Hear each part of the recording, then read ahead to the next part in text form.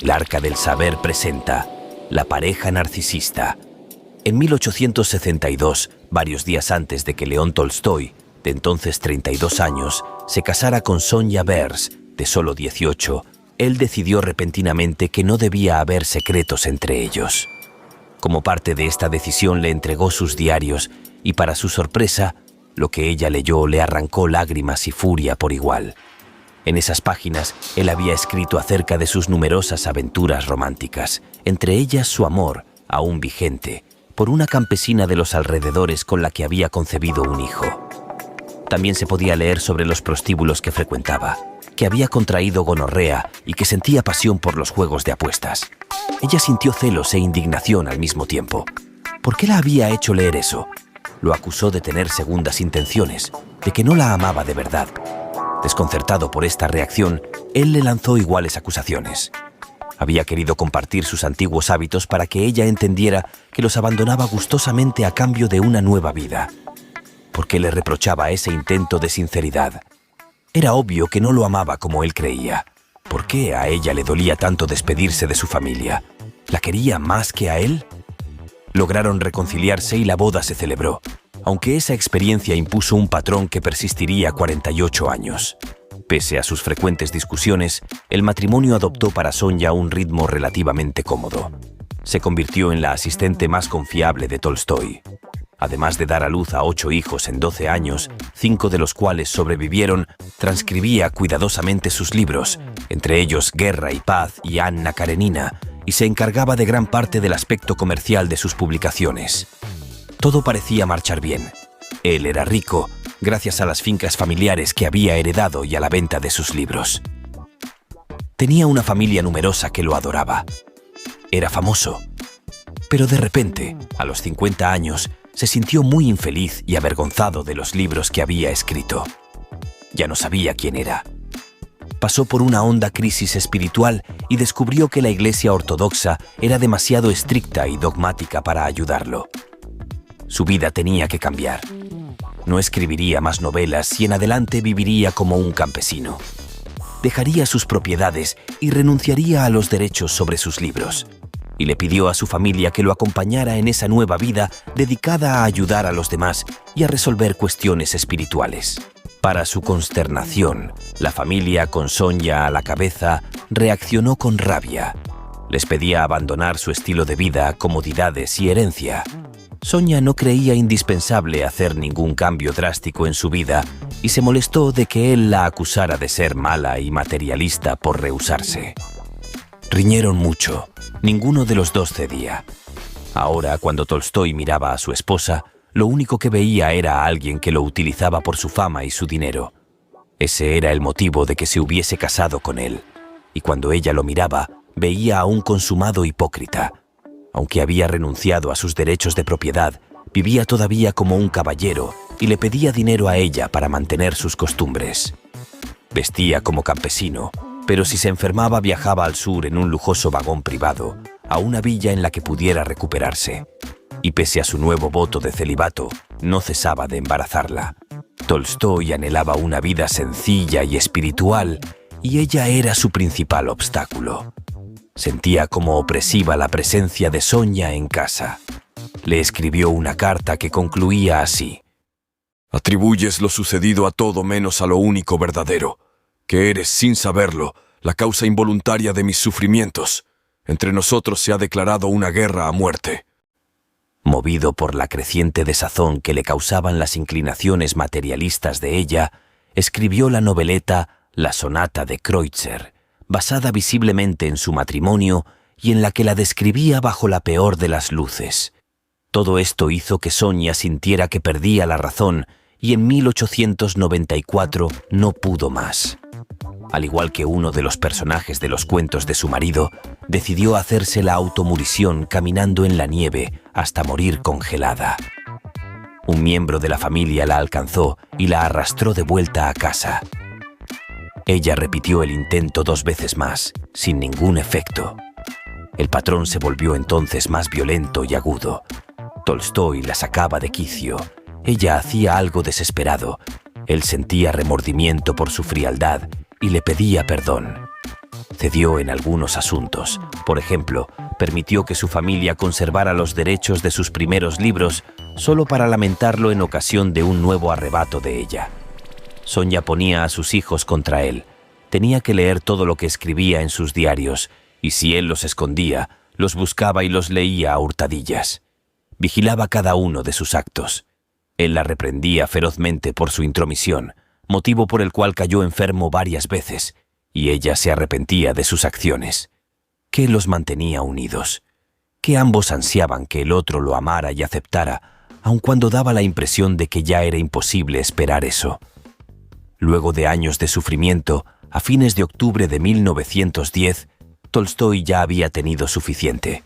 Salió a medianoche a escondidas de su casa en compañía de un amigo médico, resuelto a abandonar a Sonia.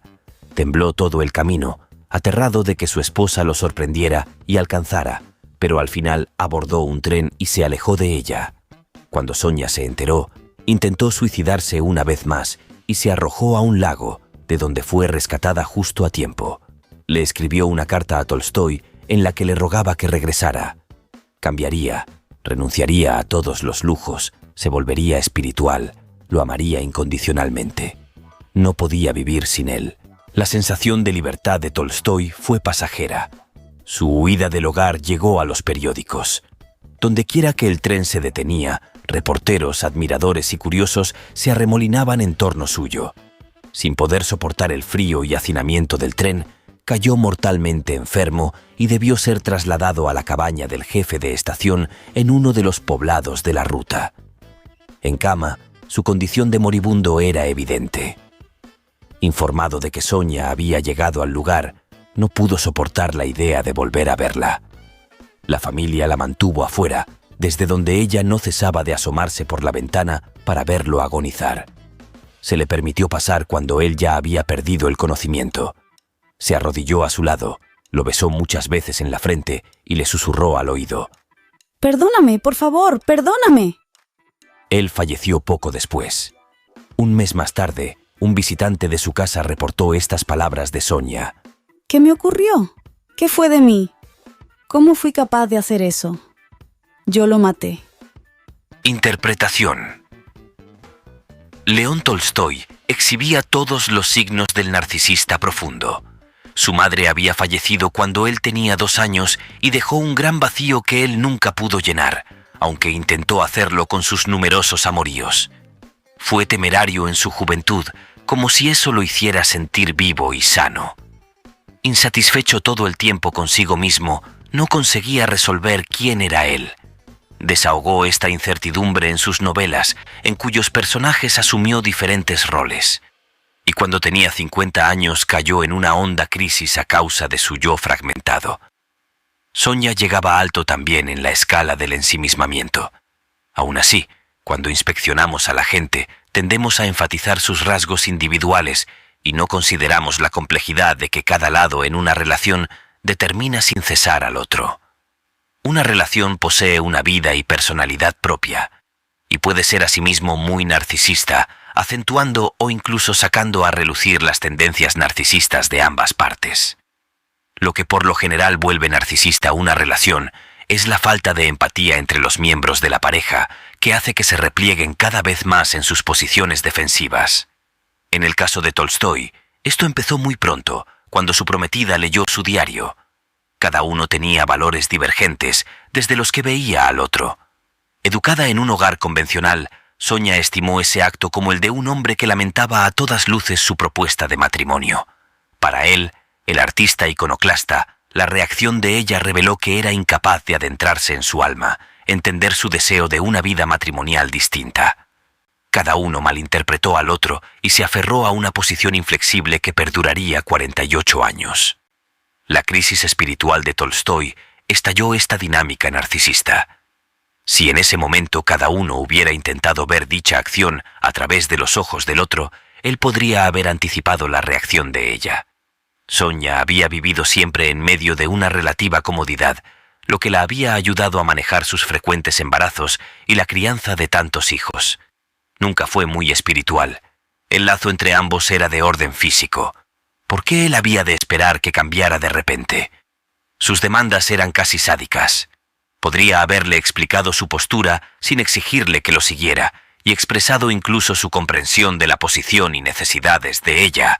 Esto habría revelado una verdadera espiritualidad de su parte, y ella, en lugar de concentrarse únicamente en su hipocresía, podría haber visto a un hombre que era a todas luces infeliz consigo mismo, alguien que desde su más tierna infancia no se había sentido amado lo suficiente y que atravesaba una auténtica crisis personal.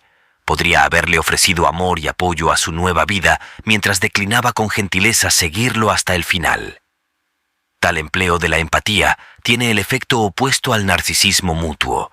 Cuando surge en una de las partes, tiende a suavizar a la otra e invitar su empatía complementaria.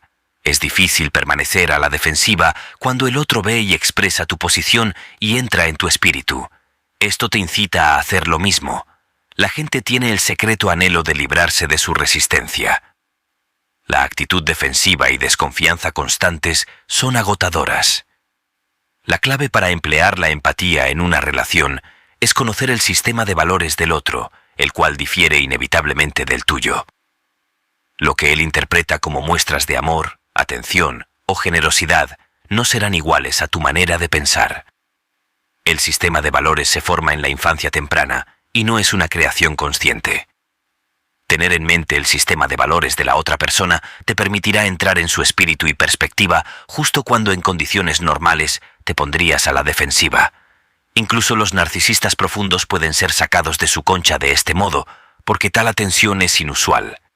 Mide todas tus relaciones en el espectro del narcisismo.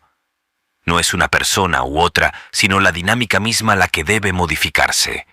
Si quieres conocer otra historia asombrosa que seguramente cambiará tu vida, tienes que ver el siguiente vídeo, y si aún no está disponible, recuerda suscribirte para que no te lo pierdas.